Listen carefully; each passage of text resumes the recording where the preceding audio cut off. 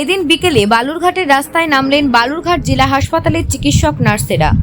আরজিকর ঘটনার প্রতিবাদে এবং দোষীদের শাস্তির দাবিতে বালুরঘাট জেলা হাসপাতাল থেকে বালুরঘাট বাস স্ট্যান্ড হয়ে জেলা মুখ্য স্বাস্থ্য আধিকারিকের অফিস হয়ে জেলা প্রশাসনিক ভবন, বালুরঘাট থানা হয়ে শহর পরিক্রমা করে পুনরায় হাসপাতালে ফিরে যায় মিছিলটি।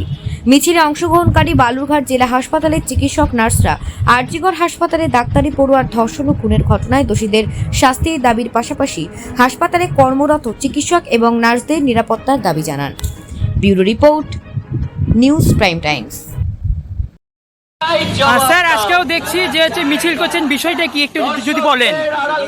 সবাই জানেন যে আরজিকরে নারকীয় ঘটনা ঘটেছে। আমাদের একজন ট্রেনিং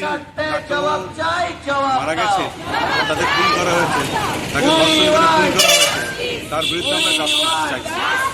আমরা চাইছি তাকে সে যেন দোষী যেন সাজা পায়, সে যেন এড়িয়ে না যায়।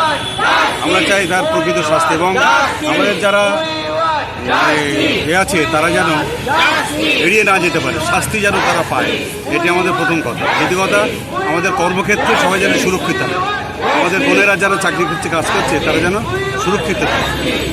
স্যার, আজকে তাহলে মিছিলটা কোথা থেকে শুরু হলো এবং এটা আছে কোথায় গিয়ে শেষ হবে? এটা হচ্ছে আমাদের শুরু হচ্ছে হসপিটালের ওখান থেকে এবং গেট থেকে শুরু হচ্ছে, শেষ হবে আপনার সিভিল অফিসের কাছে। ওখান থেকে আবার ব্যাক করা হবে। আজকে র্যালির মাধ্যমে আপনারা কি বার্তা দিচ্ছেন? আমরা বার্তা দিচ্ছি যে আমরা আমাদের সিকিউরিটি নেই, কর্মক্ষেত্রে আমাদের সিকিউরিটির অভাব। এই জন্য আমরা সিকিউরিটি যাতে ঠিক থাকে সেইটাই আবেদন আমাদের।